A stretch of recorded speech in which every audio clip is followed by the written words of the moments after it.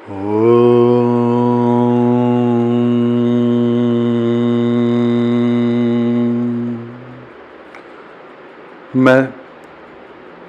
सभी के अंदर बैठे परमात्मा को नमन करता हूँ। आइए जानते हैं शिव पुराण की रुद्र संहिता की इस कथा से ऋषि मुनि हमें क्या संदेश देना चाहते हैं।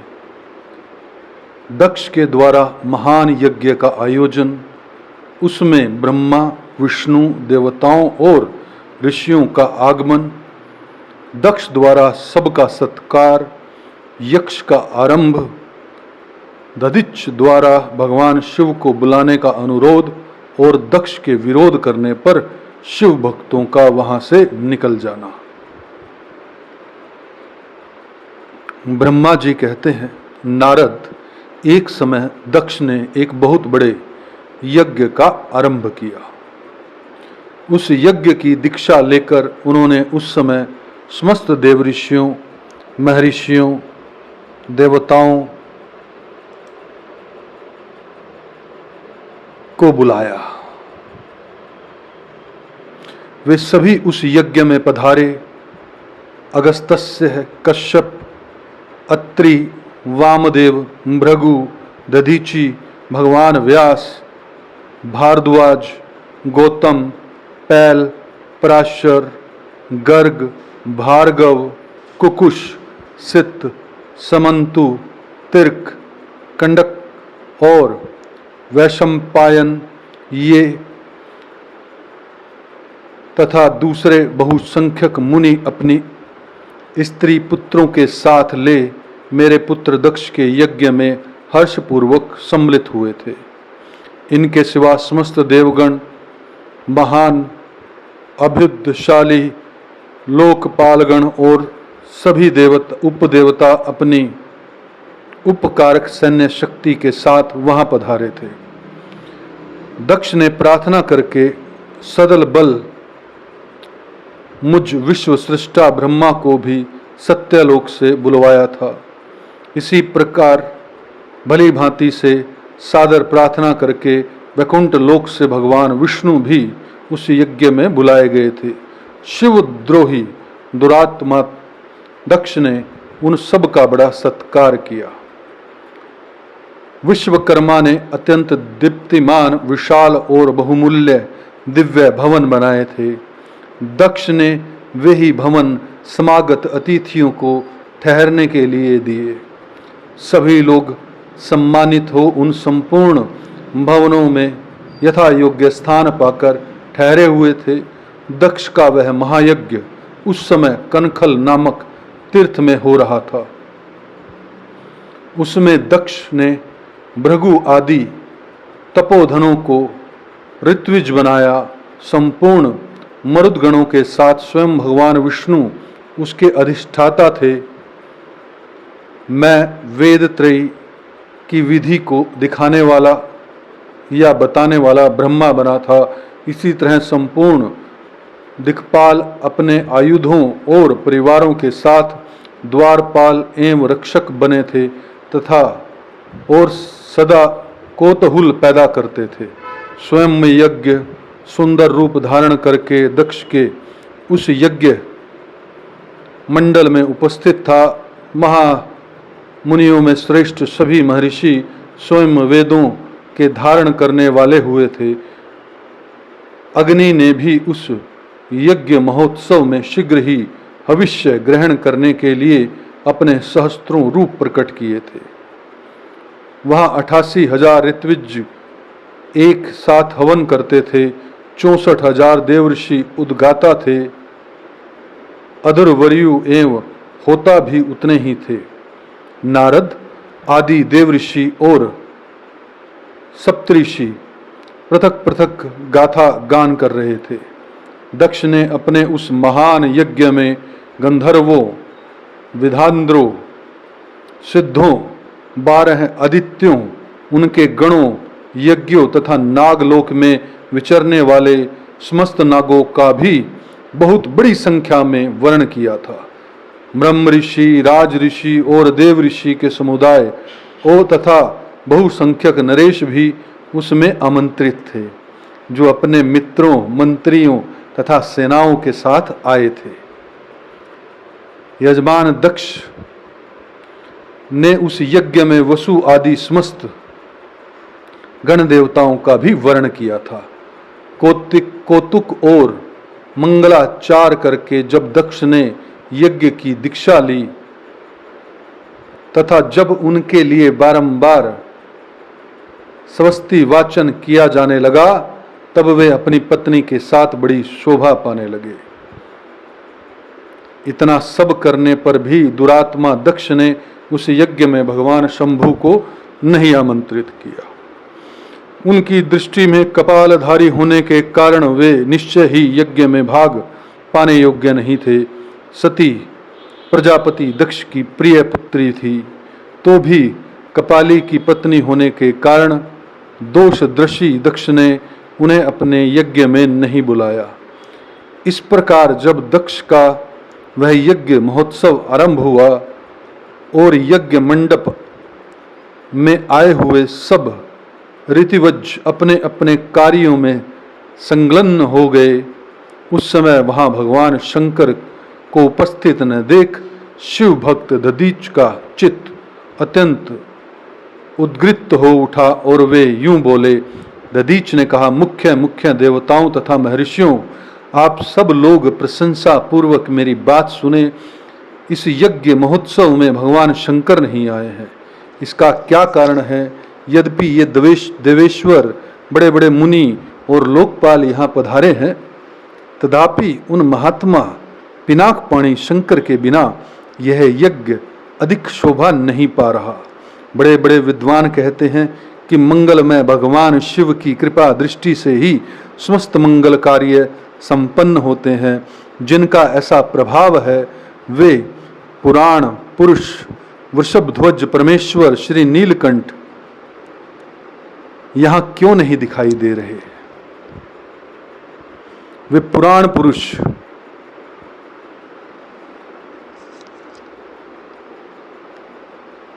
दक्ष जिनके संपर्क में आने पर अथवा जिनके स्वीकार कर लेने पर अमंगल भी मंगल हो जाते हैं तथा जिनके 15 नेत्रों से देखे जाने पर बड़े बड़े नगर तत्काल मंगलमय हो जाते हैं, उनका इस यज्ञ में पदार्पण होना अत्यंत आवश्यक है।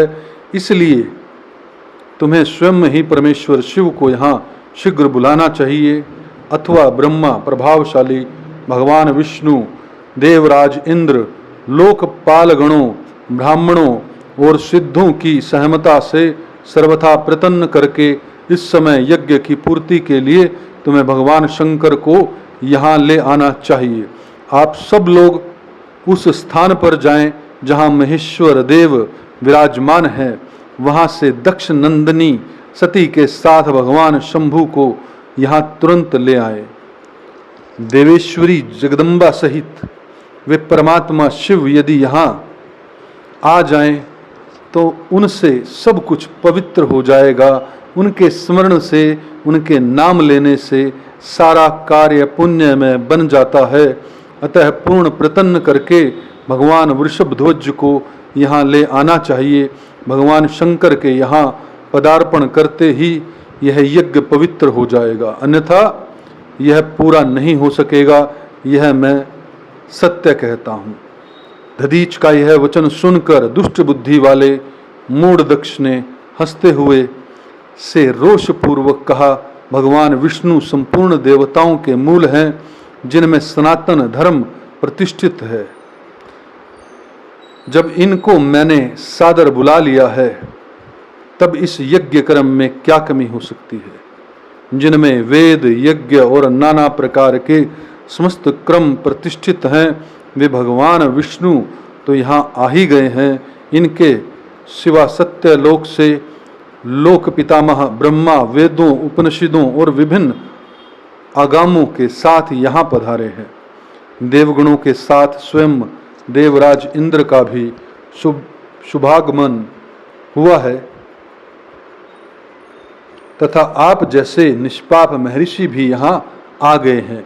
जो जो महर्षि यज्ञ में सम्मिलित होने योग्य हैं, शांत और सुपात्र हैं, वेद और वेदार्थ के तत्व को जानने वाले हैं और दृढ़ता पूर्वक व्रत का पालन करते हैं, वे सब और स्वयं आप भी जब यहाँ पदार्पण कर चुके हैं, तब हमें यहाँ रुद्र से क्या प्रयोजन है।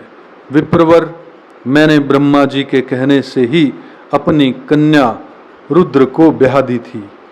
वैसे मैं जानता हूँ हर कुलीन नहीं है, उनके न माता है न पिता है, वे भूतों, प्रेतों और पिशाचों के स्वामी हैं, अकेले रहते हैं। उनका अतिक्रमण करना दूसरों के लिए अत्यंत कठिन है। वे आत्म प्रशंसक, मूढ़, जड़, मौनी और ईर्ष्यालु हैं, इस यज्ञ क्रम में बुलाए जाने योग्य नहीं है, इसलिए मैंने उनको यहाँ नहीं बुलाया।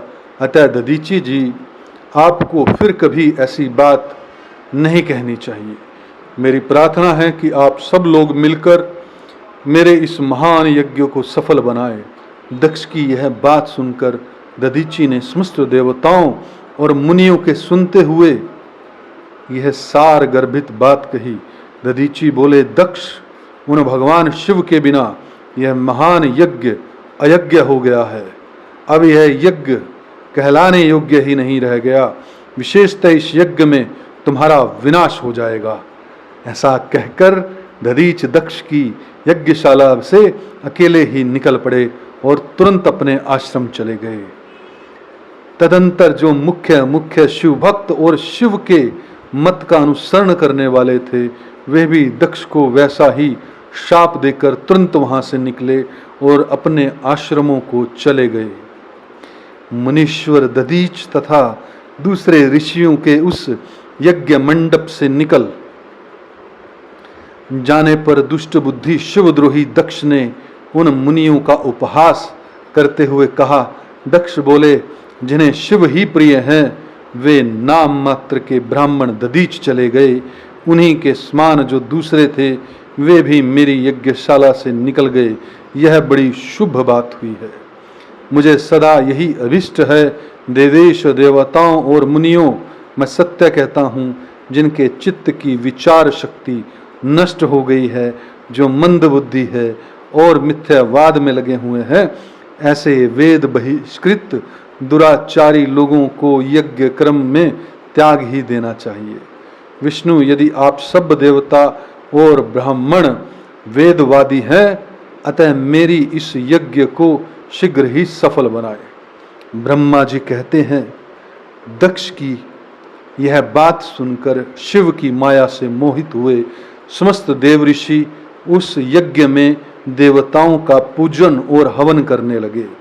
मुनीश्वर नारद इस प्रकार उस यज्ञ को जो शाप मिला उसका वर्णन किया और यज्ञ के विध्वंस की घटना को बताया जाता है।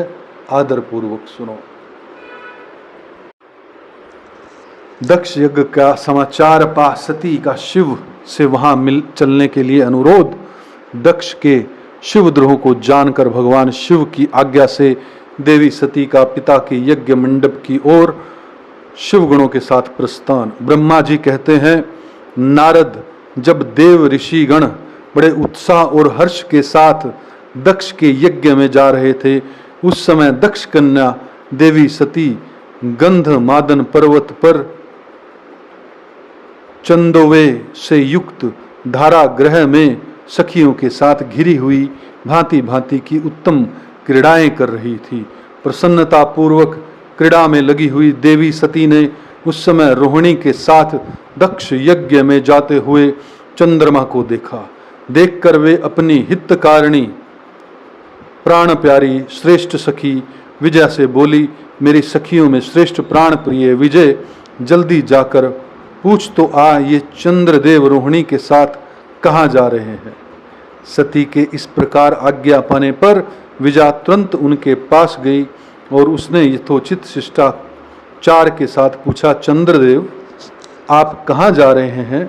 विजया का यह प्रश्न सुनकर चंद्रदेव ने अपनी यात्रा का उद्देश्य आदरपूर्वक बताया।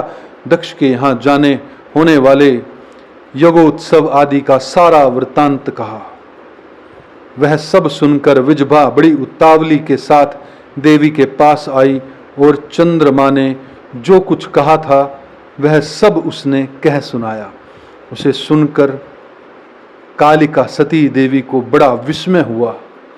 उसने यह सूचना न मिलने पर का क्या कारण है, यह बहुत सोचने विचारने पर भी उनकी समझ में नहीं आया। तब उन्होंने पार्षदों से घिरे अपने स्वामी भगवान शिव के पास आकर भगवान शंकर से पूछा। सती बोली, प्रभु, मैंने सुना है कि मेरे पिताजी के यहाँ कोई बहुत बड़ा यज्ञ हो रहा है, उसमें बहुत बड़ा उत्सव होगा, उसमें सब देव ऋषि एकत्रित हो रहे हैं। देवेश्वर पिताजी के उस महान यज्ञ में चलने की रुचि आपको क्यों नहीं हो रही? इस विषय में जो बात हो वह सब बताइए। महादेव सुहृदों का यह धर्म है कि वे सुहृदों के साथ मिले जुलें। यह मिलन उनके महान प्रेम को बढ़ाने वाला होता है। अतः प्रभु मेरे स्वामी, आप मेरी प्रार्थना मानकर सर्वथा प्रसन्न करके मेरे साथ पिताजी की यज्ञशाला में आज ही चलिए। सती की यह बात सुनकर भगवान महेश्वर, जिनका हृदय दक्ष के बाणों से घायल हो चुका था, मधुर वाणी में बोले, देवी तुम्हारे पिता दक्ष मेरे विशेष द्रोही हो गए हैं। जो प्रमुख देवता और ऋषि अभिमानी, मूढ़ और ज्ञान शून्य हैं, वे ही सब तुम्हारे पिता के यज्ञ में गए हैं। जो लोग बिना बुलाए दूसरों के घर जाते हैं वे वहां अनादर पाते हैं, जो मृत्यु से भी बढ़कर कष्टदायक है। अतः प्रिय, तुमको और मुझको तो विशेष रूप से दक्ष के यज्ञ में नहीं जाना चाहिए, क्योंकि वहां हमें नहीं बुलाया गया। यह मैंने सच्ची बात कही है। महात्मा महेश्वर के ऐसा कहने पर सती रोषपूर्वक बोली, शंभो, आप सबके ईश्वर हैं। जिनके जाने से यज्ञ सफल होता है, उन्हीं आपको मेरे दुष्ट पिता ने इस समय आमंत्रित नहीं किया। प्रभु, उस दुरात्मा का अभिप्राय क्या है, वह सब मैं जानना चाहती हूँ। साथ ही वहां आए हुए संपूर्ण दुरात्मा देव ऋषियों के मनोभाव का भी मैं पता लगाना चाहती हूँ। अतः प्रभु, मैं आज ही पिता के यज्ञ में जाती हूँ। नाथ महेश्वर, आप मुझे वहां जाने की आज्ञा दे दें। देवी सती के ऐसा कहने पर सर्वज्ञ, सर्वदृष्टा, सृष्टिकर्ता एवं कल्याण स्वरूप साक्षात भगवान रुद्र उनसे इस प्रकार बोले। शिव ने कहा, उत्तम व्रत का पालन करने वाली देवी, यदि इस प्रकार तुम्हारी रुचि वहां अवश्य जाने के लिए हो गई है, तो मेरी आज्ञा से तुम शीघ्र ही अपने पिता के यज्ञ में जाओ। यह नंदी वृषभ सुसज्जित है। तुम एक महारानी के अनुरूप राजोपचार साथ लेकर इस पर सवार हो बहुसंख्यक प्रथम गणों के साथ यात्रा करो। प्रिय, इस विभूषित वृषभ पर आरूढ़ हो। रुद्र के इस प्रकार आदेश देने पर सुंदर आभूषणों से अलंकृत सती देवी सब साधनों से युक्त हो पिता के घर को चली गई। परमात्मा शिव ने उन्हें सुंदर वस्त्र, आभूषण तथा परम उज्ज्वल छत्र, चामर आदि महाराजोचित उपचार दिए। भगवान शिव की आज्ञा से 60,000 रुद्रगण बड़ी प्रसन्नता और महान उत्साह के साथ कौतूहल पूर्वक सती के साथ गए। उस समय वहां यज्ञ के लिए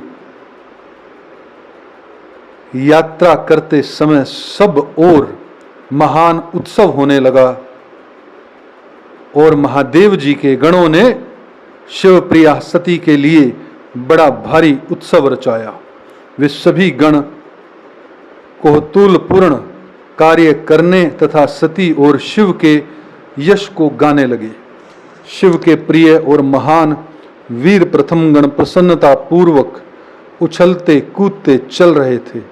जगदम्बा के यात्रा काल में जब सब प्रकार से बड़ी भारी शोभा हो रही थी, उस समय जो सुखद जय जयकार आदि का शब्द प्रकट हुआ, उससे तीनों लोक गूंज उठे। भक्तजनों, एक बात मन और हृदय में आई है जो हमें एक शिक्षा देती है इस कथा के माध्यम से, कि बिना बुलाए जो है, जब तक आपको कोई न्योता ना दे तो आपको किसी भी फेस्टिवल पर, किसी भी खुशी के अंदर, किसी भी यज्ञ में, खुशी के माहौल में स्वयं नहीं जाना चाहिए। दूसरा, भगवान शिव शंकर का, भगवान रुद्र का अपनी पत्नी देवी सती के प्रति प्रेम इतना था कि जब बिना बुलाए भी देवी सती ने उनसे जाने की आज्ञा मांगी तो भगवान रुद्र ने स्वयं उन्हें प्रेम पूर्वक जाने के लिए पूर्ण व्यवस्था की और जाने दिया।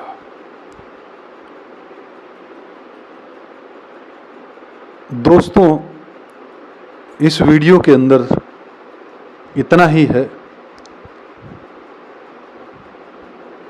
यह वीडियो आपको अच्छी लगी हो तो इसे लाइक और शेयर कीजिएगा और हमारे मंच को सब्सक्राइब कीजिएगा। आपके अंदर बैठे हुए परमात्मा को मैं नमन करता हूँ। ओम तत्सत, ओम तत्सत, ओम तत्सत।